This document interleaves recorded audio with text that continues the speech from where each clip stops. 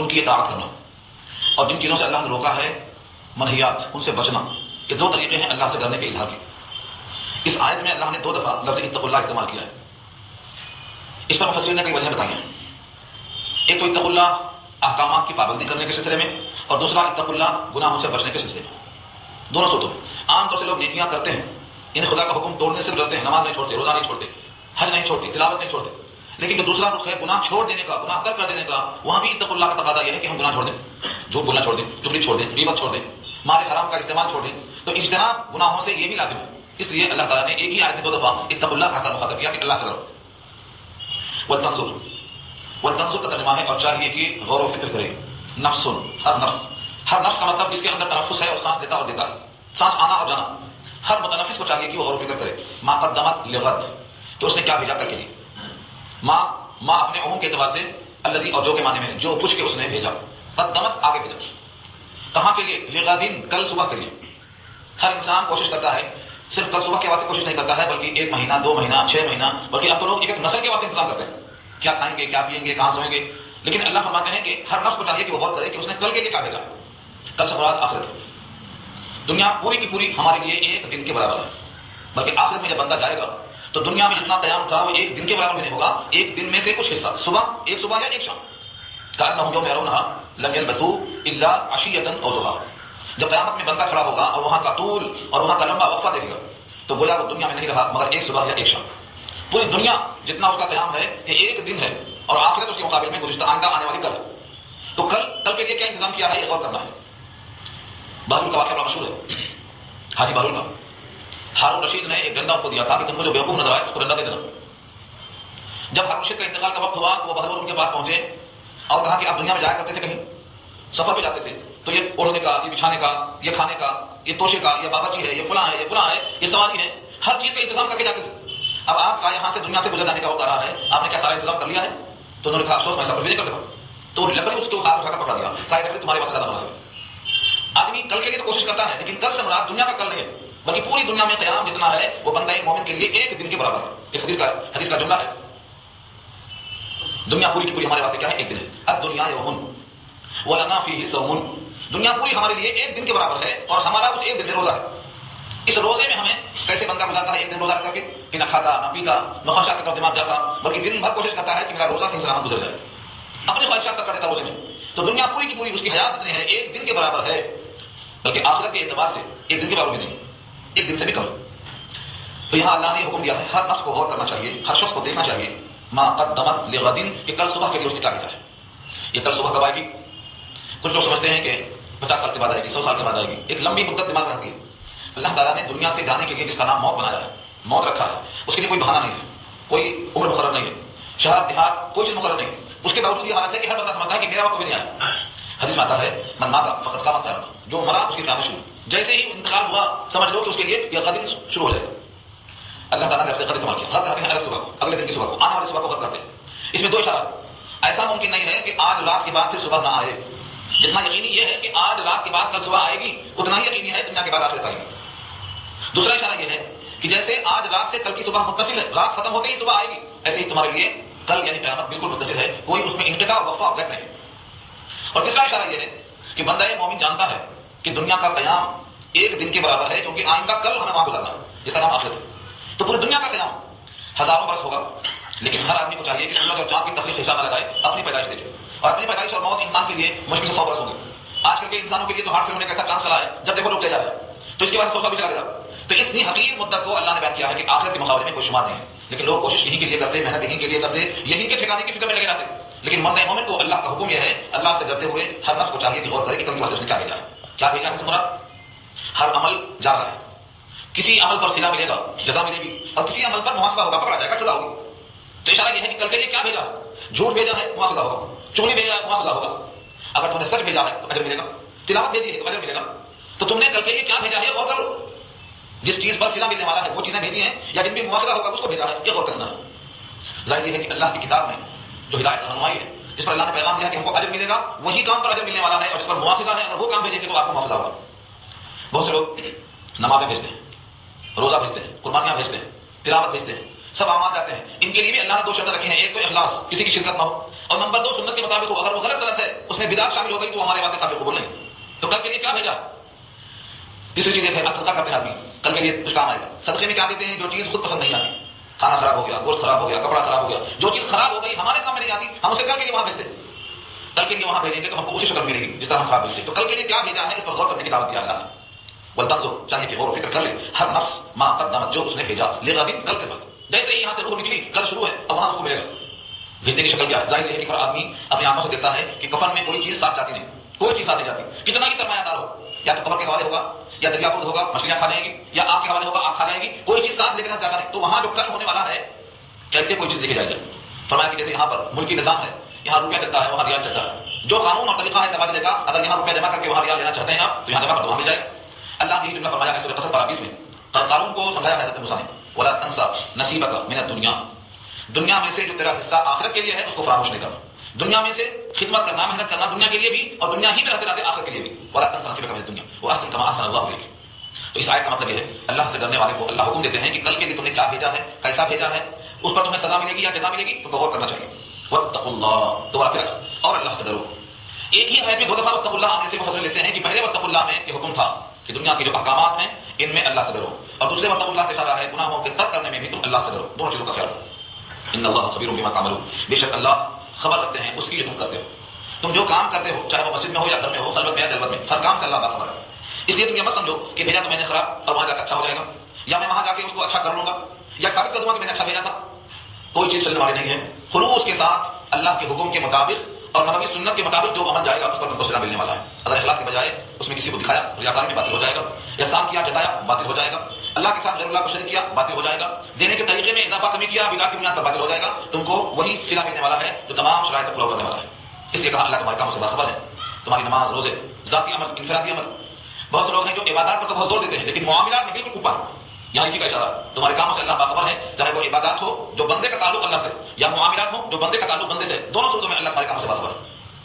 ولا تکونوا کالذین نسوا اللہ، اور مت ہو جاؤ ان لوگوں کی طرح جنہوں نے اللہ کو بھلا دیا. ولا تکونوا، اور مت ہو جاؤ کالذین، ان لوگوں کی طرف جنہوں نے نسوا اللہ، اللہ کو بھلا دیا. نسو نسیان سے بنا، بھلا دیا. کس کو بھلا دیا؟ اللہ کو بھلا دیا. اللہ کو بھلا دینے کا مطلب یہ ہے کہ اللہ کے قانون کو، اللہ کے احکامات کو، اوامر اور نواہی کو، اللہ کی کتاب کو، اللہ کے نبی کو، اللہ کے پیغام کو، سب کو فراموش کر دیا. زندگی گزار رہے ہیں کیسی من چاہے، جو دل میں آیا کر رہے ہیں. اس آیت میں اللہ نے حکم دیا ہے ایمان والوں سے کہ تم ان لوگوں کی طرح مت ہو جاؤ جنہوں نے اللہ کو بھلا دیا ہے. نتیجہ کیا ہوا؟ فانساہم انفسہم، اللہ نے ان کو ان کی ذات سے بھلا دیا. یعنی وہ گویا اللہ کو نہیں بھولے، اپنے آپ کو بھول گئے، اپنے نفع نقصان سے بھول گئے، اپنے مستقبل سے بھول گئے. بظاہر نظر آتا ہے کہ انہوں نے اللہ کو بھلا دیا. حقیقت یہ ہے کہ انہوں نے اللہ کو نہیں بلایا، اپنے مستقبل کے فائدے اور نقصان کو بھلا دیا. ان کو پتہ ہی نہیں ہے کہ میں یہاں قیام کیے ہوئے ہوں عارضی طور پر، اور میرا مستقبل قبل سے شروع ہوتا ہے. دنیا میں جتنے بھی انسان ہیں یہ مستقل ان کے واسطے قیام گاہ نہیں ہے، لیکن وہ سمجھتے ہیں کہ ہم نے منمانی کیا ہے اور ہمیں کسی کی کوئی پرواہ نہیں. حقیقت یہ ہے کہ تم کو اپنی پرواہ نہیں ہے، تم کو خود اپنے سے غفلت ہے. جب تم کو 4 آدمی لے جا کر پہنچائیں گے اور سب تمہارا مال اولاد سے چھوٹ جائے گی، تب اندازہ ہوگا کہ تم نے اللہ کو بلایا تھا یا اپنے اس دل کو بلایا تھا. فانساہم انفسہم، مثال میں بتایا اولئک هم الفاسقون، یہی لوگ فاسق ہیں. یہی لوگ فاسق ہیں جنہوں نے اللہ کو بلایا اور حقیقت میں اللہ سے ملنے والے نفع کو بلایا، اللہ کے احکامات کو بلایا اور منچاہی چلایا. ان تمام کو اللہ نے ایک خطاب دیا، اولئک هم الفاسقون، یہ لوگ فاسق ہیں. فاسق کہتے ہیں شریعت کی چادر کو پھاڑ کر اپنے خواہش پوری کر لینا، شریعت کی کوئی پرواہ کیے بغیر اپنی خواہش پوری کر لینا، اس کو فسق کہا جاتا ہے، اسی کو فاجر کہا جاتا ہے. اور جو شریعت کی پرواہ کرتا ہے، اس کے احکام کے ماتحت ہوتا ہے، اس کو مسلم اور مومن کہا جاتا ہے. وہ اپنے خواہشوں کو دباتا ہے، خدا کا حکم غالب کرتا ہے. ایسے لوگوں کو اللہ نے فاسق قرار دیا. اس کے بعد ترازو کی طور میں رکھ دیا، لا یستوی اصحاب النار و اصحاب الجنہ. لا یستوی برابر نہیں، لا یستوی برابر نہیں ہو سکتے اصحاب النار دوزخ والے، آگ والے، وہ اصحاب الجنہ اور جنت والے، دونوں برابر نہیں. پھر دونوں میں سے کس کا مقام اونچا؟ فرمایا اصحاب الجنتی هم الفائزون، جنت والے ہی تو کامیاب ہیں. اصحاب الجنہ، جنت والے، هم الفائزون، فائزون جمع ہے فوز سے، کامیابی پانے والے جنت والے. محشر کے میدان میں ان کا نام اعمال دائیں ہاتھ میں آئے گا، فرشتہ اعلان کرے گا فلاں ابن فلاں کامیاب ہو گیا اور کبھی ناکام نہیں ہوگا، ہمیشہ کے لیے کامیاب ہو گئے. تو جنت والے ہی کامیاب ہیں. اس کامیابی کو اصل کامیابی قرار دیا اللہ نے. ایک مقام میں فرمایا وفی ذلک فلیتنافس المتنافسون، یہ جو جنت ہمیشہ والی کامیابی ہے، کوشش کرنے والوں کو اس میں کوشش کرنا چاہیے. مقابلہ یہاں کرو، مقابلہ کرتے ہیں دنیا کے لیے، جبکہ دنیا کی ہر چیز چھوڑ کے چلے جاتے ہیں اور جن کے حوالے کر جاتے ہیں وہ عیش کے حساب میں کھو دینا پڑتا. تو کوشش کرنے والوں کو کوشش یہاں کرنا چاہیے جو حقیقی کوشش ہے، وہ ہے اصحاب الجنت هم الفائزون، جنت والے ہی اصل کامیاب. یہ پیغام جس کتاب کے ذریعے اللہ نے دیا ہے، جس کا نام قرآن ہے، جو اللہ کی کتاب ہے، اللہ کا کلام ہے، اللہ کی صفت ہے. اللہ کی صفت ہے، یہ مخلوق نہیں ہے جس طرح بہت سی مخلوقات ہیں، بلکہ یہ اللہ کی صفت ہے. اس صفت کے ذریعے سے اللہ نے آپ کو پیغام دیا ہے، کیونکہ اللہ کی صفات کا تذکرہ اس کے بعد آ رہا ہے. کسی آدمی کے کئی نام ہوتے ہیں تو اس کی وجہ ہوتی ہے. ان وجوہات کی بنا پر نام ہوتے ہیں. کوئی لمبا ہے تو لمبا ہونے کا بھی نام لمبو پڑ گیا, کوئی کالا ہے تو اسود پڑ گیا, لگڑا ہے تو آرے پڑ گیا, اندھا ہے تو آما پڑ گیا. ہر ایک آدمی کے جو نام ذاتی سے ہٹ کر ہوتے ہیں وہ کسی وجہ سے پڑ جاتے ہیں. اللہ رب العزت نے اس کتاب میں اپنے ناموں کو انکشاف کیا ہے کہ 99 اللہ کے نام ہیں اور وہ سارے کے سارے نام بڑے عمدہ ہیں اور ہر نام سے اللہ کی ایک صفت کا اشارہ ہوتا ہے. اور جس بندے نے ان ناموں کو یاد کر لیا اس نام کی برکت سے داخل ہوگا جنت میں. من احصاها دخل الجنہ. ان تمام صفاتی ناموں کو اللہ نے کیوں بتایا ہے؟ تاکہ بندے ہمارے ہر نام سے ہم کو یاد کریں. اس قرآن کے ذریعے سے جو اللہ نے پیغام دیا ہے, عام آدمی اس قرآن کی عظمت سے واقف نہیں ہے. اس کے جسم پر نہ خوف طاری ہوتا, نہ روکٹے کھڑے ہوتے, نہ آنکھوں سے آنسو بہتا, نہ سینے سے ہچکیوں کی آواز آتی, کیونکہ اس کو کچھ پتہ نہیں چلتا کہ کیا ہو رہا ہے. لیکن یہ قرآن اللہ فرماتے ہیں کہ اگر ہم کسی پہاڑ پہ نازل کر دیتے, لو انزلنا, اگر لو کے معنی اگر, سپوز ہم یہ کلام اتار دیتے, حاصل قرآن اس قرآن کو, علی جبل کسی پہاڑ پر, لرأیتہ تو البتہ تم ضرور دیکھتے اس پہاڑ کو, خاشعا ڈرتا ہوا, متصدعا ٹکڑے ٹکڑے ہوتا ہوا, من خشیت اللہ اللہ کی خشیت سے, اللہ کے خوف سے. اس کے بارے میں دو چیزیں ہیں. لفظ لو تو سپوز کے معنی میں ہے, حرف لو اگر کے معنی میں ہے. اگر ایسا ہوتا کہ ہم اس قرآن کو بجائے قلب مصطفیٰ کے کسی پہاڑ پہ اتار دیتے تو پہاڑ اس قرآن کی عظمت کی وجہ سے ٹکڑے ٹکڑے ہو جاتا, تو نہ اتارا نہ ایسا ہوا. اگر اتارتے تو ایسا ہوتا. اس کو کہتے ہیں مفروضہ مثال. مفروضہ مثال سمجھانے کے لیے انسانوں میں اللہ نے شعور رکھا ہے, بقیہ مخلوق میں شعور نہیں ہے, یہ عام لوگ سمجھتے ہیں. لیکن اس مثال نے فرمایا کہ پہاڑ میں بھی شعور ہے اور وہ قرآن کی عظمت کو سمجھتا ہے. اگر ہم یہ قرآن بجائے انسانوں کے اس پہ نازل کر دیتے تو اس کے شعور کی وجہ سے وہ خدا کے خوف سے پھٹ جاتا, ڈر جاتا اور ٹکڑے ٹکڑے ہو جاتا. قرآن کریم نے اس پر زور دیا ہے کہ یہ مت سمجھو کہ دنیا کی ہر چیز مردہ ہے, اس میں کوئی شعور نہیں, کوئی احساس نہیں, کوئی ادراک نہیں. ہر چیز میں شعور. خاک و باتوں, آب و آتش, بندہ اندھ, باغنوں تو مردہ باہم زندہ اندھ. رومی نے کہا ہے کہ زمین, پانی, ہوا, ان تمام چیزوں کو تم سمجھتے ہیں کہ مردہ ہے. خاک و بادو, آب و آتش, زندہ اندھ, پانی ہو یا آب ہو, ہوا ہو یا مٹی ہو, ہماری نگاہ میں تو مردہ ہے. لیکن رومی کہتے ہیں با منو تو مردہ, باحق زندہ اندھ, میرے تیرے واسطے تو مردہ ہے لیکن حق کے ساتھ ہی زندہ. ان میں اللہ شعور رکھا ہے اور اس کی تمثیل بتایا ہے سورہ بنی اسرائیل پارہ 15 میں. دنیا کی کوئی شے ایسی نہیں ہے جو اللہ کی تسبیح میں نہیں لگی. دنیا کی کوئی شے, وَإِن مِّن شَيْءٍ إِلَّا يُسَبِّحُ بِحَمْدِهِ, نہیں ہے کوئی شے دنیا کی مگر وہ تسبیح کرتی ہے اللہ. لیکن وَلَٰكِن لَا تَفْقَهُونَ تَسْبِيحَهُمْ, تم ان کی تسبیح کو سمجھتے نہیں. ہمارا شعور اتنا نہیں ہے کہ ہم ان کی تسبیح کو سن سکیں. کنکر, پتھر, پہاڑ, مٹی, حجر, شجر سب تسبیح کے اندر لگے ہوئے. اور جب چاہتے ہیں رب کریم تو اس آواز کو سنا دیتے ہیں. جب چاہتے ہیں تو سنا دیتے ہیں. ابو جہل کے ہاتھ میں کنکری کا کلمہ سنا ہے, موقع واقعہ سنا ہوگا. ابو جہل کے ہاتھ میں کنکری ہے, کلمہ پڑھ رہی. اس میں دو قول ہے. ایک قول تو یہ ہے کہ حضور کا یہ معجزہ تھا. ابو جہل نے کہا میرے ہاتھ میں کیا بتاؤ, میں آپ کو بھی مان لیتا ہوں. آپ نے کہا میں بتاؤں کہ تمہارے ہاتھ میں کیا ہے, یا تمہارے ہاتھ میں جو چیز ہے وہ بتائے کہ میں کون ہوں. یہ کہا کہ کلمہ سنو گے. تو حقیقت یہ ہے کہ وہ کلمہ, اس کی آواز اب ظاہر ہو رہی ہے, یہ معجزہ ہے. لیکن اس کا تسبیح پڑھتے رہنا یہ پہلے سے موجود ہے. تسبیح پڑھتے رہنا اس کنکر میں موجود ہے. لیکن نبی کا معجزہ یہ ہے کہ نبی کے اشارے سے, اللہ کے حکم سے, اس کی جو آواز نہیں تھی اس میں آواز پیدا ہوئی, تسبیح تھی پہلے سے. دوسری مثال امام بخاری نقل کرتے ہیں, بہت طویل بات ہے. نبی صلی اللہ علیہ وسلم گزر رہے تھے 2 قبروں پر, فرمایا کہ عذاب ہو رہا ہے اور عذاب کسی بڑے گناہوں سے نہیں ہو رہا ہے کہ اس سے بچنا ممکن نہ ہوتا. ایک چغل خوری کرتا تھا, ایک پیشاب سے بچنا نہیں تھا. حضور نے لکڑی توڑا اور اس کو چیر دیا اور بعض روایت میں اس کو توڑ دیا, دونوں پھر گاڑ دیا اور فرمایا کہ جب تک یہ خشک نہ ہو جائیں تب تک اللہ تعالیٰ سے امید ہے کہ اس پر عذاب تخفیف ہو جائے گی. شارح لکھتے ہیں اس روایت پر, امام بخاری کے شارح ابن حجر لکھتے ہیں کہ ان لکڑیوں کے تازہ ہونے تک امید ہے کہ عذاب میں تخفیف ہو, یہ علامت ہے تو ان کا تازہ ہونا تسبیح کے ساتھ ہے, اور تسبیح کے ساتھ ہونے سے اللہ کی طرف سے عذاب میں تخفیف ہوگی. یہ اور بات ہے کہ نبی کے ہاتھوں کی برکت ہے. اور ہم تم گاڑیں گے تو یہ تخفیف نہیں ہوگی. لیکن دنیا کی ہر شے میں تسبیح ہے, کبھی اس کو اللہ ظاہر کر دیتے, کبھی ظاہر نہیں ہوتی. نبی صلی اللہ علیہ وسلم کے سامنے ایک دیہاتی کھیت میں کام کر رہا تھا, کھجوروں کے باغ میں پانی ڈال رہا تھا. آپ نے کہا اس پر ایمان لے آؤ. اس دیہاتی نے کہا دلیل پیش کرو. اوپر سے کھجور کے خوشے میں سے جو چربی تھی, جو کھجور بننے والی ہوتی ہے, وہ نیچے گابھا اتر کے آتا ہے, نبی صلی اللہ علیہ وسلم کے سامنے قدم بوسی کرتا ہے اور کلمے کا اظہار کرتا ہے, پھر واپس چلا جاتا ہے. یہ المعجزات کی جو کتاب ہے علامہ سیوطی کی الخصائص الکبریٰ, اس میں یہ واقعہ نقل کیا ہے, مشکات میں درج کیا. تو نبی صلی اللہ علیہ وسلم کے سامنے ان چیزوں کا جو کلمے کا اظہار ہے, ایک تو نہیں ہے, ہزاروں میں. یہ تسبیحات پیدا نہیں کیا, تسبیحات تھی پہلے سے, صرف ان کے ظہور کے لیے, آواز ان کی تو تسبیحات ہیں. لیکن جب اللہ چاہتے ہیں تو نبی کے ذریعے سے اس کا اظہار کر دیتے ہیں, تو تسبیح کرتی ہے ہر شے, لیکن ہم کو سمجھ میں نہیں آتی. یہاں کی آیت کا اشارہ یہ ہے کہ اگر قرآن کریم کو ہم پہاڑ پہ اتار دیتے تو قرآن کی عظمت کی وجہ سے پہاڑ پھٹ جاتے اور رضا رضا ہو جاتے, ٹکڑے ٹکڑے ہو جاتے. تم کو جب شعور ایمان نصیب نہیں ہے تو تم قرآن کریم کو سمجھتے نہیں ہو. جس نے 3 دن سے تم میں ختم کیا اس نے کچھ نہیں سمجھا, یعنی اس کی حیثیت نہیں سمجھا. آج کثرت سے ایسے لوگ ہو گئے ہیں جو قرآن کو کچھ نہیں سمجھتے, صرف قسم کھانے کے لیے کھا لیتے. بس قرآن کریم کا مرتبہ بتایا اللہ نے کہ اگر ہم پہاڑ پہ اتارتے تو پہاڑ بھی پھٹ جاتے. پھر سوچو کہ قلب مصطفیٰ میں کتنا قوت تھی کہ قرآن کریم کو سنبھال لیا. اللہ نے سورہ احزاب میں ذکر کیا ہے کہ اگر ہم آسمانوں پہ اتارتے, زمین پہ اتارتے, پہاڑ پہ اتارتے, سب پہ ہم نے پیش کیا, سب نے کہا ہمیں ہمارے بس کی بات نہیں, ان عرضنا الامانۃ علی السماوات والارض والجبال, سب نے انکار کیا. تو قلب مصطفیٰ کو اللہ تعالیٰ نے نزول وحی کے لیے محبت بنایا, وہاں پر نازل کیا. تو قرآن کی یہ عظمت ہے. اس قرآن کے ذریعے سے اللہ پیغام دیتے ہیں کہ تمہارے واسطے کل آنے والی ہے, کل کے بعد تمہیں فکر کرنا چاہیے. وہ تلک الامثال, اور یہ مثالیں, نضربها للناس, ہم بیان کرتے ہیں لوگوں کے لیے. نضربها, ان کو ہم بیان کرتے ہیں. ضربہ یضرب کے معنی مارنے کے آتے ہیں, لیکن جب مثال کے ساتھ ضربہ آئے تو مارنے کے معنی نہیں ہوں گے, بلکہ مثال سے مارنا, مثال دے کے مارنا, جسے ہم کہاوت کرتے ہیں. اور اگر ضربہ کے ساتھ الارض آ جائے تو سفر کرنا. تو فرمایا نضربها للناس, ہم لوگوں کے لیے اس کو بیان کرتے ہیں, لعلهم يتفکرون, تاکہ لوگ غور و فکر کریں, سوچیں, اپنے دماغ کی جو قوت خیالیہ ہے ان کو مجتمع کر کے نتیجہ اخذ کریں. تفکر ہے انسان کے اندر جو قوت خیالیہ ہے, سوچنے کا جو مادہ ہے, ان تمام طاقتوں کو اکٹھا کر کے جمع کر کے کچھ نتیجہ اخذ کرنا, یہ تفکر کہلاتا ہے.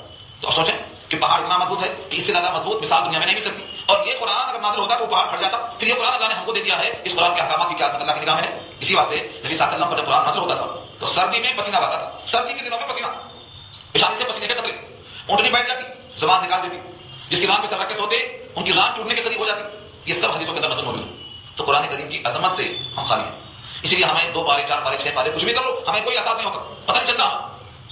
لیکن صحابہ کرام جو قرآن پڑھتے تھے, خاص طور سے ذکر آتا ہے حضرت عمر بن خطاب رضی اللہ تعالیٰ عنہ کا, کہ سورہ یوسف پڑھتے تھے نماز میں تو سینے سے ہچکیوں کی ایسی آواز آتی تھی جیسے کھانا پکتے ہوئے دھونے کرتی, اتنا روتے تھے.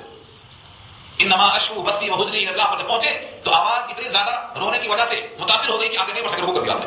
تو صحابہ نماز میں روتے تھے, قرآن کریم کے ساتھ ان کا انتہائی شغف سمجھتے تھے. ہم نے سمجھنے کی کوشش ہی نہیں کی. ایسا نہیں ہے کہ جو اجمی ہے وہ سمجھنے پر قادر نہیں ہے, سچ یہ ہے کہ ہماری محنت جیسا ہونا چاہیے نہیں ہوئی.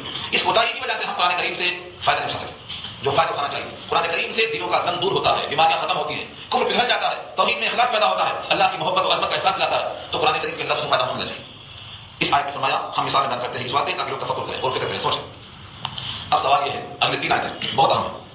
حضرت معقل ابن یسار, یہ صحابی ہیں, معقل ابن یسار رضی اللہ تعالی عنہ, وہ فرماتے ہیں, یہ روایت ترمذی کی ہے, جو شخص بھی اعوذ باللہ السمیع العلیم من الشیطان الرجیم 3 دفعہ پڑھنے کے بعد یہ 3 آیتیں 3 دفعہ پڑھ لے فجر میں نماز کے بعد صبح, تو اللہ تعالیٰ اس بندے کے لیے 70,000 فرشتے مقرر کرتا ہے کہ وہ دن بھر اس بندے کے لیے دعائیں مغفرت کرتے ہیں. اگر وہ بندہ کچھ دن مر گیا تو اس کے لیے وہ پڑھ لینا کافی ہے, مزید حساب کتاب کی ضرورت نہیں پیش آئے گی. اور اگر شام میں پڑھ لیتا ہے تو شام میں بھی یہی حکم ہے, اور اس کو شہیدوں کی موت نصیب ہوگی, یعنی اس کی موت کے لیے شہادت کا مرتبہ دیا جائے گا. یہ ترمذی میں روایت حضرت معقل بن یسار کی ہے ان 3 آیتوں کے لیے. لہٰذا اگلی 3 آیتیں غور سے سنیں آپ, اور ان کو زبانی یاد کریں, اور صبح شام پڑھیں, اور اپنے گھر میں بیویوں کو, بچوں کو, سب کو سکھائیں. مشکل نہیں ہے, 10 منٹ اگر آپ دیں انشاءاللہ 10 منٹ میں یاد ہو جائے گی. اور اگر یاد نہ ہو تو کیا ہم چھوڑ دیں گے اتنی چیز کو, کل یاد کریں گے, پرسوں یاد کریں گے, مسلسل کوشش کریں گے. اور مشکل کوئی بھی ہو آسان ہو جاتی ہے محنت کرنے کے بعد, محنت کا بدل نہیں. جب محنت کرتا ہے انسان تو حاصل کر لیتا ہے. تو یہ 3 آیتیں اتنی قیمتی کیوں ہیں؟ کیونکہ اس میں اللہ نے اپنے صفات کا تذکرہ کیا. هو اللہ الذی لا الہ الا هو عالم الغیب والشہادہ هو الرحمن الرحیم, وہ اللہ کہ نہیں کوئی معبود مگر وہی, جاننے والا ہے غیب کا اور ظاہر کا. غیب کے معنی جو حواس خمسہ مدرکہ سے غائب ہو, آنکھوں سے نظر نہ آئے, کان سے سنائی نہ دے, زبان سے ٹکنے میں نہ آئے, ہاتھوں سے چھونے میں نہ آئے, سونگنے سے ناک میں قوت میں نہ آئے. قوت مدرکہ ہماری 5 ہیں, ان 5 کی گرفت میں جو چیز نہیں آتی ہے ان کو غیب کہا جاتا ہے, ما غاب عن الحواس. تو اللہ تعالیٰ کے لیے غیب جو چیزیں غائب نظر آتی ہیں ہمارے لیے, اور جو چیزیں ظاہر ہیں وہ سب برابر ہیں. یہ دیواروں سے جو فاصلہ ہے, مہینوں سے, سالوں سے, زمان سے جو فاصلہ ہے, بندوں کے لیے, اللہ کے لیے نہ زمانی قید ہے نہ مکانی قید ہے, وہ ہر قید سے آزاد ہے. لوگ اس کو محدود کرنا چاہتے ہیں, وہ لامحدود ہے. محدود اور لامحدود سمجھ میں آتا ہے, عام طور سے لوگ سمجھتے ہیں ہم اس مسجد میں ہیں تو باہر نہیں ہے, باہر ہے تو اندر نہیں ہے. اللہ تعالیٰ اس قید سے پاک ہے, اس کو قید مکانی کہتے ہیں. اللہ عرش پہ ہے تو صرف عرش پہ ہے اور کہیں نہیں ہے. یہ بندے کی خوبیاں ہیں کہ اگر گھر میں ہے تو مسجد میں نہیں ہے, اور مسجد میں ہے تو گھر میں نہیں ہے. یہ زمین کی قید, مکان کی قید میں مقید ہونے والا انسان ہے. اللہ تو آزاد ان چیزوں سے. اللہ عرش پہ ہے, لیکن عرش پہ ہونے کے باوجود وہ ہر جگہ موجود ہے. وہ یہ کہے کہ وہ عرش پہ ہے اور صرف عرش پہ ہے, باقی کہیں نہیں ہے, تو اللہ کو مقید کرنا ہے, اللہ کو محدود کرنا ہے, اللہ کو ایک طرف مقید کر کے باقی جگہوں سے اس کو محدود کرنا ہے. یہ تو بندوں کے لیے ہو سکتا ہے, اللہ کے واسطے نہیں ہو سکتا ہے. اللہ محدود ہے. تو بندوں کے لیے جو چیز پوشیدہ ہے یا ظاہر ہے, پوشیدہ ظاہر, یہ بندوں کے لیے. اللہ کے لیے ہر چیز ظاہر ہے, وہاں کوئی چیز پوشیدہ نہیں ہے. ہمارے لیے مہینہ, 2 مہینہ, سال, 2 سال یہ زمانی قید ہے. اللہ اس قید سے آزاد ہے. اللہ کی تمام صفتوں میں سے سب سے اہم صفت بیان کیا اللہ نے یہاں کہ وہ ہر چیز کو جاننے والا ہے, چاہے وہ چیز پوشیدہ ہو چاہے وہ ظاہر ہو, اس کے سوا کوئی معبود نہیں. پھر بھی وہ رحمان ہے, وہ الرحمن الرحیم, وہ رحمان الرحیم. رحمان الرحیم کی بات بھی آ چکی ہے. رحمان وہ ذات جس کی رحمت عام ہو, کافر ہو, مشرک ہو, یہودی ہو, باغی ہو, غدار ہو, وفادار ہو, اپنا ہو, کوئی بھی ہو, سب کے لیے جس کی رحمت عام ہو اس کو رحمان کہتے ہیں. اور جس کی رحمت کام اور مکمل ہو لیکن سب پہ نہ ہو اس کو رحیم کہتے ہیں. رحیم کا اظہار آخرت میں ہوگا. کافروں کو ایک قطرہ پانی نہیں ملے گا, روٹی کا ٹکڑا نہیں, پانی کا قطرہ نہیں, کسی کافر کو نہیں ملے گا. تو صفت رحیم کا اظہار آخرت میں ہوگا, اور صفت رحمان کا اظہار دنیا میں ہوتا ہے. اللہ کی تمام صفتوں کا اظہار ایک ہی دن میں نہیں ہوتا تھا. اللہ قہار ہے دشمن پر, اللہ منتقم ہے باغیوں پر, اللہ عزیز ہے غالب ہے مقابلے پہ آنے والوں پر. اللہ تعالیٰ کی صفتوں کا اظہار کب ہوگا؟ کبھی بھی ہو سکتا ہے ہمیشہ ہر صفت کا اظہار ہونا ضروری نہیں. تو صفت رحیم کا اظہار اللہ تعالیٰ آخرت میں فرمائیں گے کہ صرف مومن کو دیں گے اور مکمل دیں گے. اور صفت رحمان کا اظہار دنیا میں ہے کہ ہر ایک کو دیں گے، چاہے وہ سزا کسی کو کرتا ہو، دریا ہو، باغی ہو، سرکش ہو، کسی بھی طرح سے ہو. تو اللہ کی صفت رحمان اور رحیم ہے. رحمان دنیا کے لحاظ سے، رحیم آخرت کے لحاظ سے. قاضی بیضاوی لکھتے ہیں یا رحمان دنیا و یا رحیم الآخرہ، اے دنیا کے رحمان اے آخرت کے رحیم. جیسے اللہ کی صفات میں سے آتا ہے انتقام لینے والا. اس کا اظہار کب ہوگا؟ دنیا میں نہیں ہوگا، آخرت میں ہوگا. دنیا میں بھی لے سکتے ہیں لیکن دنیا کا انتقام کوئی انتقام نہیں ہے، اصل انتقام تو آخرت کا ہے. اللہ کی بہت صفات ہیں. تو رحمان اور رحیم ایک صفت، اور جاننے والا کھلے چھپے گا یہ دو صفت. دوسری آیت فرمایا هو اللہ الذی لا الہ الا هو، وہی اللہ جس کے سوا کوئی معبود نہیں، جس کے سوا کوئی معبود نہیں، کوئی مسجود نہیں، کوئی خالق نہیں، کوئی مالک نہیں. الملک وہی بادشاہ. الملک کے معنی بادشاہ، اور بادشاہ کے مقابل میں کسی کا حکم ماننا غداری بے وفائی ہے. لہذا الملک اللہ کی شان. القدوس، قدوس کے معنی آتے ہیں جو ذات ہر عیب سے پاک ہو، جس کی طرف کوئی عیب منسوب نہ کیا جا سکتا، اس کو ہم قدوس کہیں. قدس اور قدوس کے معنی مقدس ذات جس میں کوئی عیب نہ ہو. اس معلوم ہوا کہ اللہ کی ذات ہر عیب سے پاک ہے. جب ہر عیب سے پاک ہے تو مقید ہونا، محدود ہونا، علم میں کمی ہونا، یہ سب کوتاہیاں ہیں، ان سب سے اللہ کی ذات پاک ہے. اللہ کی ذات کو مقید نہیں کیا جا سکتا. اولیاء اور سفلا کہہ کر، نیچے اور اوپر کہہ کر، کوئی شکل میں اللہ کی ذات لا محدود ہے، اس کو محدود نہیں کیا جا سکتا. اگر کوئی اس کو محدود کرنا چاہتا ہے تو القدوس کے خلاف ہے. قدوس کے معنی جس کی طرف کوئی عیب منسوب نہ کیا جائے. ہر خوبیوں کا انتصاب جائز ہے، درست ہے، لیکن کوئی کوتاہی ادھر منسوب نہیں ہو سکتی. یہ ترجمہ کس کا ہے؟ القدوس کا، سب عیبوں سے پاک. السلام، سلامتی دینے والا. صحیح سالم، سالم کا مطلب اس میں کوئی نفس نہیں اور سب کو سلامتی دینے والا ہے. جو اس سے قریب ہوگا سلامتی پائے گا. چنانچہ بعد نسخہ بتاتے ہیں اگر کوئی بیمار ہے تو یا سلام کا کرے، یا سلام اے صحیح سالم رہنے والے اور اے سلامتی دینے والے، سلام کی ملے گی. چنانچہ آپ پڑھتے نماز کے بعد اللہم انت السلام و منک السلام. کیا ترجمہ ہے؟ اے اللہ آپ سلام ہیں، اے اللہ آپ سلام ہیں، سلامتی آپ کی طرف سے ملنے والی ہے. وہی تو ہے اللہم انت السلام.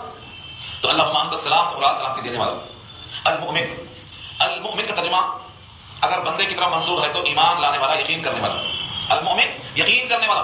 اور جب المؤمن اللہ کے واسطے کہا جائے گا تو امن دینے والا، کیونکہ ایمان امن سے بنا ہے. اور جب یہ امن مشتق ہوگا تو معنی کیا ہوں گے؟ المؤمن امن دینے والا، یعنی مومن کو امن دینے والا، ایمان والے کو امن دینے والا. اور بندہ یہ مومن، اس کو مومن کیوں کہتے ہیں؟ یہ بھی امن پانے والا ہے، اس وجہ سے اس کو مومن کہا جاتا ہے. تو مومن کا ترجمہ یقین کرنا. مومن کے معنی یقین کرنے والا، مومن کا ترجمہ امن پانے والا. اور جب منسوب ہوگا اللہ کی طرف لفظ ال سے آئے گا المومن. مومن کے لیے ال نہیں آئے گا اور اللہ کے لیے ال آئے گا. المومن یعنی امن دینے والا. المہیمن، ہیمنہ کے معنی آتے ہیں نگہبانی کرنا. نگہبانی کرنے کا مطلب کیا ہے؟ المہیمن سب کی نگہبانی کرتا ہے. کائنات کی کتنے مخلوق، ہر ایک بندہ یا بندی، نر ہو یا مادہ، جانور ہو یا انسان، ہر ایک کی نگہبانی اللہ کے ذمہ. ایک آدمی سوتا ہے، منہ کھلا ہوا ہے، منہ میں سانپ آ سکتا ہے، سڑک پہ پڑا ہوا ہے، ناک میں کیڑے گھس سکتے ہیں. ایک دو نہیں، ہزاروں طرح سو سکتے ہیں. ہر موقع پر اللہ تعالیٰ نگہبانی کرتے ہیں. بندہ مومن کی حفاظت کے لیے اللہ نے کئی فرشتوں کو لگایا ہے. 7 فرشتے تو صرف آنکھوں پر ہیں. سورہ انعام میں اللہ نے کہا ہے وَيُرْسِلُ عَلَيْكُمْ حَفَظًا، تم پر بھیجتا ہے نگہبانی کرنے کو فرشتے. تو اللہ مہیمن ہے، سب کی نگہبانی کرتے ہیں. قُلْ مَنْ يَكْلَؤُكُمْ بِاللَّيْلِ وَالنَّهَارِ مِنَ الرَّحْمَٰنِ. اس کا ترجمہ یہ تمہاری نگہبانی رات کون کرتا ہے سوائے رحمان کے. بندہ سو جاتا ہے، بندہ غافل ہو جاتا ہے، بندہ بے خود ہو جاتا ہے، لیکن ہر موقع پر نگہبانی اللہ کرتے ہیں. تو اللہ کی صفت کیا ہے؟ المہیمن، نگہبانی کرنے والا. سوچو جو غنی ہے، جو ہر طریقے سے قادر ہے، وہ تو ہماری نگہبانی کرتا ہے اور ہم محتاج پاس ہو کر اسے غافل ہو جائے، یہ لاپرواہی. العزیز غالب، سب پہ غلبہ پانے والا، اس کے اوپر کوئی غالب نہیں ہو سکتا ہے. دنیا میں جہاں جہاں غلبہ نظر آتا ہے یہ ڈھیل ہے، استدراج ہے. الجبار، جبر کہتے ہیں طاقتور کو. الجبار عام طور سے ایک ہڈی جب ٹوٹ جاتی ہے تو لکڑی رکھ کے باندھتے ہیں، اس کو جبیرہ کہتے ہیں. جبیرہ اس لکڑی کو کہتے ہیں جو ہڈیوں کو جوڑنے کے لیے باندھی جاتی ہے رکھ کر کے. جبر کرنے والی یعنی زبردستی ٹوٹے ہوئے کو جوڑ دینے والی. تو الجبار کے معنی وہ ذات جو ہر شکستہ کو جوڑنے پر قادر ہو. اللہ کی وہ قدرت ہے جو کسی چیز کی خرابی کو دور کرنے پر وہ قادر ہے. الجبار جبر والا، قدرت والا، خرابی کو دور کرنے والا. تو دو معنی ہوئے، ایک تو جبر کرنا، قوت کا مظاہرہ کرنا، اور ایک جبر کرنا یعنی کمی کوتاہی کو دور کرنا. المتکبر، تکبر سے بنا. جس طرح تکبر بندوں کے لیے عیب ہے اور مضر ہے، اللہ کے لیے صفت کمال کا اظہار. المتکبر بڑائی والا. اللہ فرماتے ہیں العظمت ازاری والکبریاء ردائی. عظمت یعنی بڑائی کرنا یہ میرا تہبند ہے اور کبریا میری چادر ہے. وہ یعنی دونوں چیزیں میرے واسطے ہیں. اگر کوئی بندہ ان کو چھیننا چاہے گا تو میں ان کو جہنم میں ڈال دوں گا. تو المتکبر بہت بڑائی والا اللہ کی صفت ہے. یہ بندوں کو زبان نہیں دیتی. کبر زبان ہے کبریا کے لیے، تو تکبر میں کر خدا کے لیے. اس زمین پر بھی کیا کرنا ہے، اس کا گڑنا ہے اور سڑنا ہے. تو جو اللہ تمام عیوب سے پاک ہے، وہ سب کو پیدا کرنے والا ہے، وہ المتکبر ہے. سبحان اللہ، پاک ہے اللہ کی ذات. اما یشرکون، ان تمام چیزوں سے جو لوگ شریک کرتے ہیں، شرک سے پاک. جو چیزیں لوگ اللہ کی طرف منسوب کرتے ہیں، کوئی کہتا اللہ کی بیٹیاں ہیں، کوئی کہتا اللہ کی بیویاں ہیں، کوئی کہتا اللہ کے بیٹے ہیں. آج وہ لوگ جو اپنے آپ کو اہل کتاب کہتے ہیں ان کا بھی عقیدہ یہی ہے. ایسے تمام خرابیوں سے اللہ کی ذات پاک ہے. بیٹی ہونا، بیٹا ہونا، بیوی ہونا، بچے ہونا، یہ جزئیات کی بات ہے. جز ہو گئے وہ، اور جز کہتے ہیں جو کل کا ایک حصہ ہو. آپ کی جیب میں 100 روپیہ ہے، اس کو نکال کے دیجیے آپ نے 1 روپیہ. 1 روپیہ کا ہے وہ 100 کا ایک جز ہے. اللہ کا کوئی بیٹا ہے، بیٹی ہے، بیوی ہے، تو اللہ تعالیٰ کا گویا ایک وہ جز ہے اور جو کل میں صفت ہوتی ہے وہ جز میں صفت ہوتی ہے. اس طرح سے شرکت ہو گئی الوہیت میں اور اللہ سے پاک و صاف. اس لیے کسی بھی حال میں سبحان اللہ اما یشرکون، جو بندہ زبان سے کہتا ہے کہ اللہ کی ذات پاک ہے، ان تمام خرابیوں سے وہ شریک کرتے ہیں تو اس کی توحید کی توصیف کی جاتی ہے. هو اللہ الخالق البارئ المصور، وہی اللہ ہے جو خالق ہے، باری ہے، مصور ہے، وہی اللہ. ہوا سے شرح ہے، وہی جس کا ذکر چل رہا ہے بس. الخالق، اللہ فرماتے ہیں هل من خالق غیر اللہ، کیا کوئی خالق ہے اللہ کے علاوہ؟ سورہ فاتر میں پوچھا ہے اللہ نے. دنیا والے اپنے آپ کو خالق سمجھتے ہیں، ایسا کہتے ہیں یہ تازہ شعر ہے لیکن تخلیق ہے. تخلیق نہیں بولنا چاہیے. تخلیق اور خالق اور خلاقیت یہ اللہ کی صفت خاص ہے، اس میں کوئی بندہ شریک نہیں ہو سکتا. ہم کہتے ہیں یہ میری تخلیق، غلط ہے. ترکیب کے معنی میں ایک بلڈنگ بنایا، کہا میں نے بلڈنگ بنایا، میری تخلیق. یہ شعر بنایا، میری تخلیق نہیں، یہ ترکیب ہے. یہاں اینٹا تھا، وہاں پتھر تھا، وہاں لوہا تھا، وہاں آدمی تھا، ان تمام چیزوں کو آپ نے جوڑ دیا، ترکیب ہے، تخلیق نہیں ہے. تخلیق کہتے ہیں کوئی معدوم شے کو موجود کرنا، جو چیز نہیں ہوتی اس کو وجود دینا، یہ ہے اصل تخلیق. جیسے انسان نہیں تھا، کن تم اموات فاحیاکم، تم تھے ہی نہیں. اگر تمہاری عمر 100 برس کی ہے تو تم 100 برس سے پہلے کیا تھے؟ نہیں تھے، نتھنگ. تم کو وجود دیا، اس کو تخلیق کہتے ہیں. کوئی معدوم شے کو موجود کرے تو یہ تخلیق ہے، لیکن موجودہ شے کو جوڑ کر کے اکٹھا کر دیں اس کو ترکیب کہتے ہیں، تخلیق نہیں کہتے. تو خالق ایک یہ ہے، کئی خالق نہیں ہے. هل من خالق غیر اللہ، سوال کیا ہے اللہ نے؟ کوئی خالق ہے کیا اللہ کے سوا؟ وہ پیدا کرنے والا. الباری، الباری، باری کے معنی بھی پیدا کرنے والا، دونوں فرق ہے. الخالق، پہاڑوں کو پیدا کرنا یہ بھی تخلیق ہے، زمین کو پیدا کرنا یہ بھی تخلیق ہے. خلق کل شیء، ہر چیز کو پیدا کیا تخلیق ہے. لیکن انسانوں کو جو بنایا، انسانوں کو بنایا، بارئن، بارئن کے معنی بالکل ٹھیک ٹھیک بنانا. یعنی سورہ اعلیٰ میں آیا دیکھیے، سبح اسم ربک الاعلیٰ الذی خلق فسوی. یہ فسوی کیا ہے؟ ٹھیک ٹھیک بنایا. انسان کے جسم میں جو عضو جہاں ہونا چاہیے اس کو اتنا ہی جگہ پہ رکھا، اتنے ہی سائز کا رکھا، یہ تخلیق، یہ ہے فسوی. البانی کے معنی جیسی شکل چاہیے، انسان کی تخلیق میں جو تناسب چاہیے. اب فرض کرو ناک جہاں ہے وہاں نہ ہوتی، گھٹنے کے پاس ہوتی، تو کیا ہے؟ لقمہ کو اٹھاتے، پہلے ناک کے پاس جا کر بتاتے، بتاؤ بدبودار ہے کہ خوشبودار ہے، تازہ ہے کہ باسی ہے، اس کے بعد لاتے منہ کے پاس. ایسا نہیں رکھا اللہ نے. آپ منہ کے پاس لا رہے ہیں، خود بخود آنکھیں دیکھ رہی ہیں کیونکہ آنکھیں اس کے اوپر رکھا، خود بخود منہ کے قریب آیا تو ناک بول دیتی. یہ کیا ہے؟ تخلیق. یہ ہے باری. باری کے معنی آتے ہیں جو چیز کی جیسی ضرورت ہے ویسا ہی پیدا کیا. ایسا نہیں کیا کہ منہ چھوٹا ہے، 1.25 انچ کا ہے، ناک کو ہاتھ کر دیا، بدنما ہو جاتا ہے انسان. فرمایا الباری کے معنی ایسی کاریگری سے بنایا ہے کہ سب سے بہتر حسین بنا دیا، سب سے بہتر بنا دیا اللہ. تو جسم کا جو عزم جہاں ہے، جس سائز کا ہے، جیسا ہے، اس سے آگے پیچھے کوئی کر نہیں سکتا. یہ اللہ کی قدرت ہے. تو الباری کے معنی ٹھیک ٹھیک بنانے والا. پھر لفظ ہے المصور، تصویر، تصویر کشی. مصور کے معنی صورت بنانے والا. ماں کے پیٹ میں 3 اندھیریوں میں اللہ نے جو تخلیق دیا ہے، شکل صورت بنایا ہے. کروڑوں انسان ہیں، صرف انسان ہی کیوں، اتنے حیوانات ہیں، اتنے حشرات الارض کے مگوڑے ہیں. ہر چیز کی پہچان اس کے چہرے سے ہوتی ہے، ہر چیز کی. تاکہ یہ کتا ہے، یہ بلی ہے، کیسا پہچان کیسے ہو رہی ہے، شناخت کیسے ہو رہی ہے؟ اللہ نے ہر ایک کی شکل بنایا. یہ ہے مصور. یہ بلی ہے، یہ چوہا. انسانوں میں کروڑوں انسان، آدم سے لے کے ادم، کسی کی شکل کسی سے ملتی نہیں، ہر ایک الگ بنایا اللہ. مصور. تصویر بنانا اسی واسطے بھی حرام ہے کہ اللہ کی صفت ہے. جو مصور ہوتا ہے وہ گویا اس صفت میں شریک ہونے کا دعویٰ کرتا ہے، میں بھی صورت بناتا ہوں. اس واسطے قیامت میں ان پر عذاب راست ہوگا. آج امت سے یہ غفلت ہو رہی ہے کہ کوئی شادی تصویر کشی کے بغیر نہیں ہو رہی، جبکہ امت کے لیے اللہ کے رسول نے حرام کر دیا. مصورین سے کہا جائے گا تم نے میری مقابلے میں صورتیں بنائی تھی، ان میں جان ڈالو. سب سے زیادہ سخت عذاب کس پر ہوگا؟ جو اللہ کے اس صفت میں شرکت کا دعویٰ رکھتے ہیں عملاً. مصوروں کا عذاب راست ہوگا. لیکن آج مسلمانوں سے یہ حیبت نکل چکی کہ ہم کیا کر رہے ہیں. بڑے بڑے دیندار لوگ اس میں زیرو ہیں، بڑے بڑے دیندار لوگ. مصور اللہ کی صفت ہے اور اس صفت میں کسی کو شریک ہونے کا کوئی حق نہیں ہے. اسی واسطے تصویر کشی حرام ہے، جائز نہیں ہے، کسی بھی شکل میں جائز نہیں ہے. ہاں مجبوری اگر ہے تو بقدر ضرورت، بقدر مجبوری ہی اس کو کہا جا سکتا ہے. تو المصور یہ اللہ کی صفت ہے. کیسے بنایا شکل؟ ہر بندے کی الگ الگ شکل بنایا ہے. اللہ فرماتے ہیں میں نے تیری شکلوں کو یکساں نہیں بنایا، سب کو الگ الگ بنایا. تیرا کوئی مقابل نہیں، تیری شکل کسی سے ملتی نہیں، لیکن تو نے اپنا معبود کئی کو بنا لیا. جس معبود نے تجھ کو الگ الگ بنایا تھا، تیرے مشابہ کسی کو نہیں بنایا تھا، تو نے اس خالق کو مشابہ کر دیا. کبھی مٹی کے، کبھی پتھر کے، کبھی آگ کے، کبھی سورج کے، کبھی پانی کے. تو نے ہر جگہ سجدہ کرنا شروع کر دیا. تیرا ایک ہی خالق ہے، ایک ہی مصور ہے، اور ایک ہی رازق ہے، ایک ہی نگہبان ہے. یہ اللہ تعالیٰ کے صفاتی ناموں کا تذکرہ اللہ نے خود کر دیا ہے. تو بندہ یوں سوچے کہ ماؤں کے رحم میں تصویر کشی کرنا اللہ کی وہ خصوصی صفت ہے جس میں جو اشتراک بندے کے ساتھ کرے گا عذاب دیا جائے گا. اسی لیے حق المقدور اس سے بچنا چاہیے. دنیا میں واہ سے کیا ہوگا؟ فوٹو کھنچوا کر کس کو دکھانا ہے، کس کو خوش کرنا ہے، کب تک کے واسطے خوش کرنا ہے. اگر جوانی کی فوٹو بڑھاپے میں دیکھ لیں تو اس سے کیا ملنے والا ہے، جب یہاں عذاب کی دھمکی دی گئی. اور دنیا کا کوئی مولوی اس کو جائز نہیں کر سکتا، کیونکہ اللہ کے نبی نے واضح پیغام دیا ہے تصویر کشی حرام ہے. جس گھر میں تصویریں ہوتی ہیں فرشتے داخل نہیں ہوتے. کتا ہے تو فرشتے نہیں آتے، تصویریں ہیں تو فرشتے نہیں آتے. حضرت فاطمہ کے گھر میں حضور داخل نہیں ہو رہے، پردہ لگا ہوا تھا، پردے پہ تصویریں تھیں. نبی صلی اللہ علیہ وسلم دروازے پہ کھڑے ہو کر رک گئے. کس کے گھر میں؟ اپنی بیٹی فاطمہ کے گھر میں رک گئے. بیٹی فاطمہ نے کہا ابا جان کیا بات ہے، اندر تشریف لائیے. کہا یہ پردہ ہے، میں کیسے آؤں؟ جب تک وہ پردہ نکال نہیں دیا گیا تب تک حضور اندر نہیں آئے. تو بیٹی فاطمہ کے مکان میں حضور جب نہیں آئیں گے تو پھر کس کے گھر میں آئیں گے؟ لوگ اپنے گھروں میں بلانا چاہتے ہیں حضور کو، لیکن گھروں کو صاف نہیں کرتے. ہرگز حضور ایسے گھر نہیں آ سکتے جہاں پر مخالفت ہوگی اسلام کی. تو المصور اللہ کی خاص صفت ہے. لہ الاسماء الحسنی، اس کے لیے بہت اچھے نام ہیں. یہاں چند ناموں کا انکشاف کیا اللہ نے. یہ بتاؤ نمونے کے ہیں. آگے فرمایا لہ الاسماء الحسنی، اس کے لیے بہت اچھے نام ہیں. جو ان ناموں کو یاد کرے گا. ترمذی میں یہ اللہ کے پورے نام اکٹھا موجود ہے.